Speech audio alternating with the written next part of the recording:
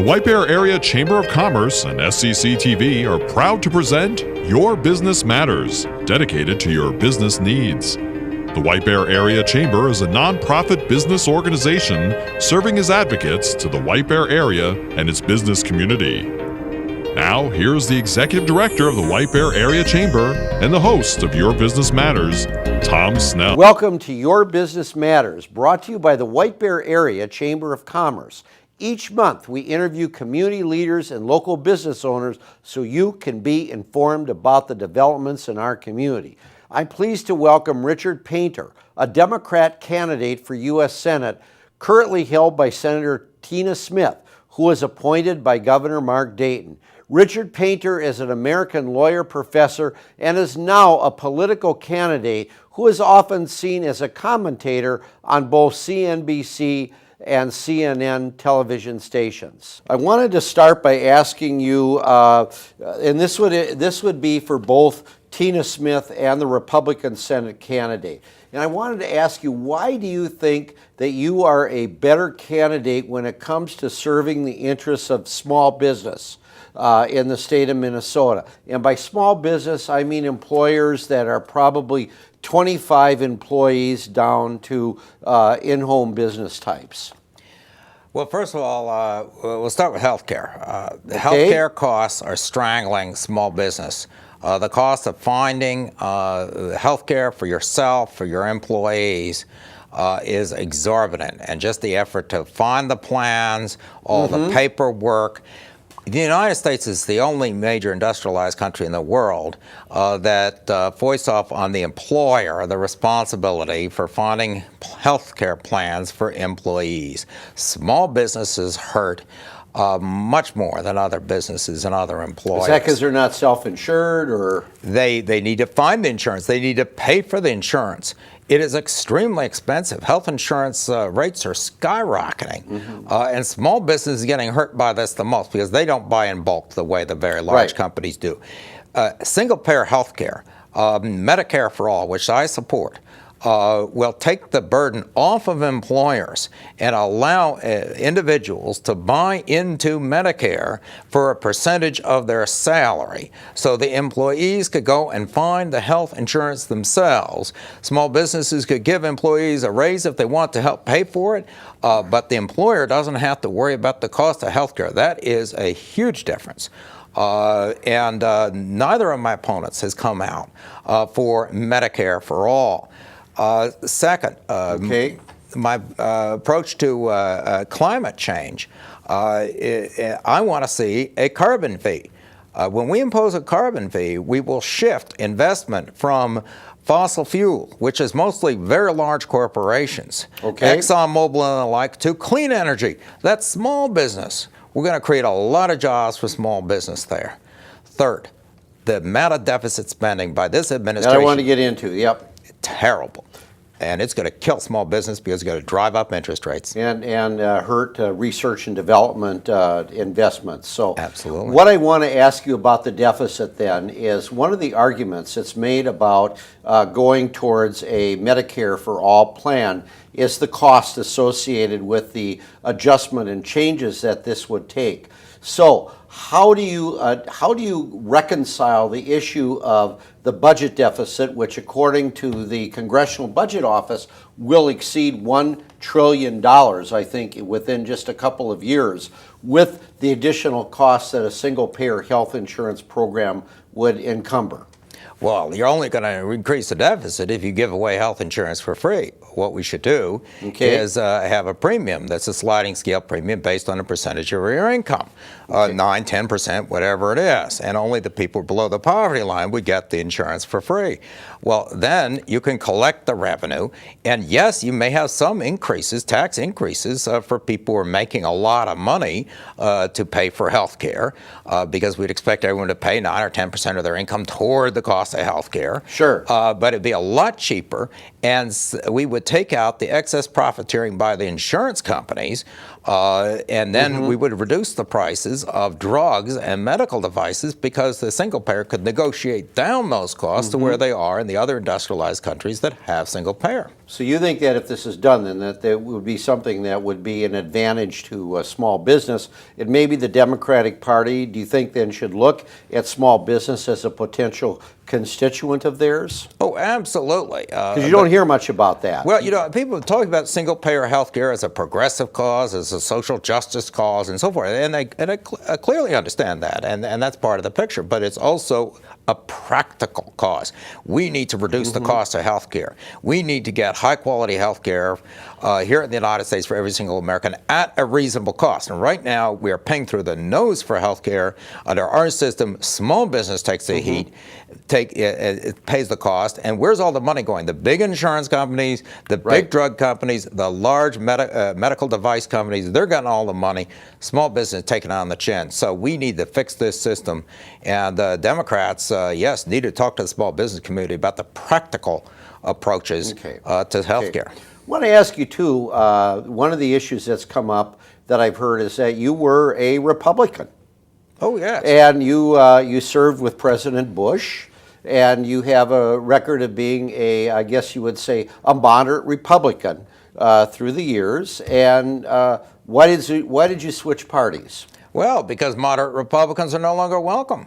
People like former Governor Arne Carlson of Minnesota, who has endorsed my campaign, encouraged everyone to vote for Democrats in the fall. People like Mike Bloomberg, who ran for mayor of New York City as a Republican, the Rockefeller Republicans of New York. We've had many of them, Lincoln Chafee of Rhode Island, and the list goes on, who've been squeezed out of the party. People who used to believe in civil rights, had no tolerance for this religious right, the crazies on the religious right, and who actually believed in sound management of government. And by the way, we see Republicans are running the deficit sky high. Donald Trump is giving us trillion-dollar deficits. Now, I wanted to, again, on getting to the deficit issue, some people in the Congressional Budget Office and others have made a claim that the tax cuts that we have now could have an impact on future deficits. And I wanted to get your thoughts on the tax cut that passed basically by support from many in the Republican Party. And do you think that the tax cuts, number one, will cause the deficit to go up? And number two, do you think that the tax cuts will have a negative impact potentially on business in the United States and particularly in Minnesota? Yes, the tax cut they enacted in 2017 will definitely make the deficit go up. They didn't offset that with very much by way of spending cuts. As a matter of fact, they're running the defense budget up through the roof and other budgets up through the roof. So bottom line is the deficit may very well increase from $1 trillion to $2 trillion. That could be between $3,000 and $5,000 or $6,000 per person in the United States. Most of the benefit from that tax bill went to the very rich and the big businesses. When the government goes into the credit markets to borrow all that money, it is going to push interest rates up because you have it's just simple supply and demand. The government's borrowing a lot of money, and interest rates are going to go up. Small businesses going to pay more for credit because of that tax cut. That was a disastrous plan. Terrible for small business, terrible for anyone other than the billionaires who pocketed most of the cash. Yep. Now, another issue, again, that relates to business deals with trade and the new tariffs that have been enacted. And some people in the past within the Democratic Party have indicated that we need to have tougher trade relations with countries like China and maybe some in our European allies. And I want to get your perspective on that and also on what your thoughts are related to the new tariffs that have impacted this country, and if you think that that will have a negative impact. And if you were senator, if you get elected Senate, do you think that the trade that Donald Trump's tariff issues need to be challenged? Yeah, Donald Trump's steel tariffs, his other tariffs are idiotic. This is a terrible, absolutely idiotic. It's one thing for Democrats have said that we need to be tough in our trade negotiations when we negotiate future trade agreements. And yes, President Clinton may have given away more than he should have in some of his trade agreements. Okay, we could talk about that. But Donald Trump is out of control. He's lashing out at people using racist rhetoric, getting the Chinese upset, going after Latin Americans, going after our European allies. He's going to start a trade war. And we've been through this before in 1930 when President Herbert Hoover signed into law the Smoot-Hawley tariff bill. Do you think things could get that bad? Well, absolutely. And Herbert Hoover had a lot better judgment than Donald Trump. I mean, he wasn't insulting the trading partners the way Donald Trump is. So what you got is a Herbert Hoover-style trade policy combined with a racist rhetoric of the Ku Klux Klan. I mean, this is going to be a disaster. And what is really shocking for me is that Senator Tina Smith, my opponent in this election, actually, encouraged the steel tariffs. And said it was a good idea. Now, the reason is that the mine workers in the Iron Range, the price of the taconite will go up if the steel, domestic steel demand goes up. There'll be a temporary price boost. But the problem is, as we learned under Herbert Hoover with the Smoot-Hawley tariffs, is that the other countries then retaliate. And when they do that, the demand for American products is going to decrease, including products with American steel. And those iron workers are going to take it on the chin, just like they did in the 1930s. It didn't work for Herbert Hoover. It will not work for Donald Trump. And finally, American agriculture is on the front lines of this trade war. The Chinese are retaliating already. The price of soybeans is down 15%. 15%? 15% just this year. As I understand it, just this year down 15% in the futures market because people are worried about the Chinese not buying American soybeans and other products. So the farmers are already getting hit. This Trump trade war could very well be an economic disaster. And the irony is, as I said, we've been through this already in the 1930s. The Republican Party, I thought, learned its lesson about trade wars, but apparently Donald Trump doesn't know any history. So you're, it's obvious that you do not like Donald Trump's trade policy. No way. Let me get to another point. But one of the things that the president has done is he's at least supported giving farmers some relief in order to counter the trade problems that could develop based on our agricultural economy. And so I wanted to ask you, how do you think that might be a good idea to help with the trade issue by giving some of the industries that are hurt government subsidies or money? But that's all borrowed money. So we're going to run up the deficit again. And so what we're going to do is we're going to start a trade war with China. And then in order to help our farmers, we're going to give them $12 billion worth of money that the United States borrows from the Chinese. And this makes absolutely no sense. This is going to destroy our economy. Do you think that there's a possibility that if things get too out of control with the trade issue, that the Chinese might decide to start selling some of our T-bills? Well, I would have been selling the T-bills already as soon as Donald Trump was elected president. I'm surprised they held on to them this long. Okay, well, that's interesting. Immigration. Now, I hear from a lot of our businesses that they're concerned about being able to find employees. You know, there's an employee shortage. We have a couple of businesses in White Bear, by the way, that have had families come up from South America and Mexico for 20, 25 years that work in their business, and then they go back and they come back as guest workers, and they're concerned about how that might affect their business moving forward. I've had some schools that have teachers that have a expertise in things like Mandarin that may not be teachers from the state of Minnesota, that they have to have visas to come here. They're concerned. And I want to get your perspective on are there some fixes that you think we can do for our immigration system that will have a positive impact on business without affecting American workers? Well, first, we ought to understand the value of immigrants for our economy. The United States is the most powerful economy in the world because of immigrants. All of us whose families came over to the United States, either on the Mayflower or later, that's the past 400 years, are descendants of immigrants. So, this is just absurd, the anti-immigrant hostility from Donald Trump.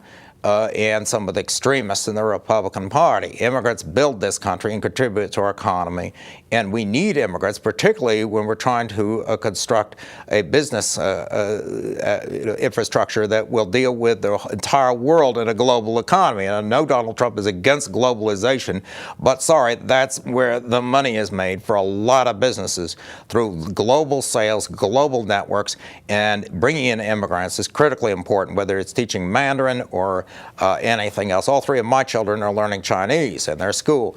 We live in a global economy. We need to bring in more immigrants. We do need to do so in an orderly fashion. First, let's deal with people already here, and people who've been here for at least 3 years or so. They ought to be given a path to citizenship, so everything can be done above board. And people call that amnesty. I have no problem with amnesty, because I'm one of those Christians who actually says the Lord's Prayer. I think these people forgot the last line of that. So bottom line is, let's forgive the people who came here illegal, who've been hired by American businesses for a long time. They are Americans. Keep them here. And then with respect to new people coming in, we need to bring in new immigrants, and whenever we can, to grow our economy. We can't bring in so many people that if the economy goes into a downturn, which it may very well under Donald Trump, we have a lot of unemployed people.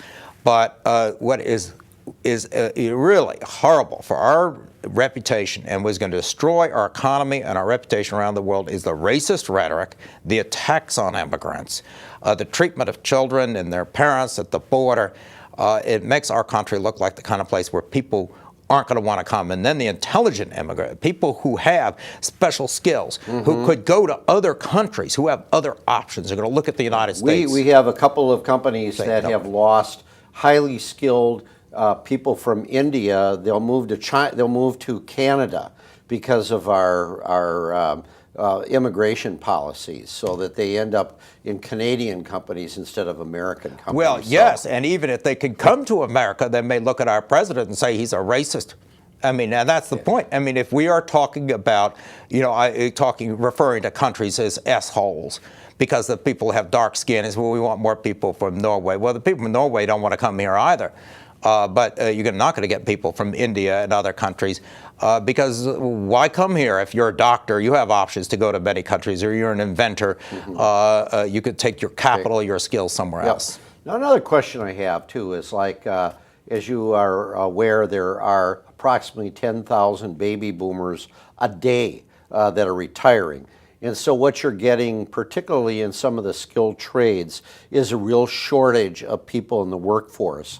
And so some people have been talking about maybe doing a better job with collaboration between the community and technical colleges and area businesses in order to meet some of these labor shortages. And again, one of the problems that we have is investing in young people so that they can go on at least to these to learn skilled trades that will help push our economy forward. And I want to get your thoughts a little bit about the high cost of higher education and its impact on business. It's a mess right now. And first of all, we're going to start on K through 12 education, actually pre-K, where we develop intellectual skills.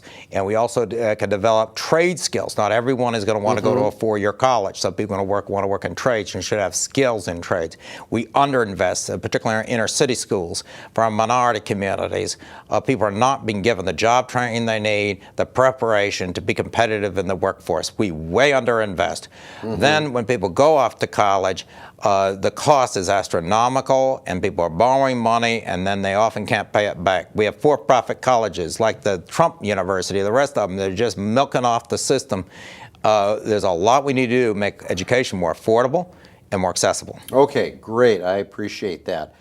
Now, if somebody's interested in finding out more about your campaign, how do they go about doing that? PainterMinnesota.com. That's our website, PainterMinnesota.com. Also my Twitter feed, RWPUSA. Okay. And you are running for a U.S. Senate seat, and you've expressed your differences with the other candidates on business issues, and we really appreciate you being at the Chamber program today. Thank you very much. Thank you very much. Appreciate it. Now I have a quick announcement about important Chamber and community happenings scheduled for next month. On August 23rd, the White Bear Area Chamber of Commerce has an event on the impact of President Trump's tariffs on our local manufacturing businesses in the White Bear area. This event will take place in Hugo in their City Hall in the Onika Room. The address is 14669 Fitzgerald Avenue North. This event will feature opening remarks by Congressman Tom Emmer and is scheduled for 7:30 to 9 a.m. This event is free to attend and a continental breakfast will be served. For more information, please visit our website, www.whitebearchamber.com. I'm Tom Snell, and thank you for watching Your Business Matters. You've been watching Your Business Matters. For more information on this program or the White Bear Area Chamber, visit whitebearchamber.com or call 651-429-8593.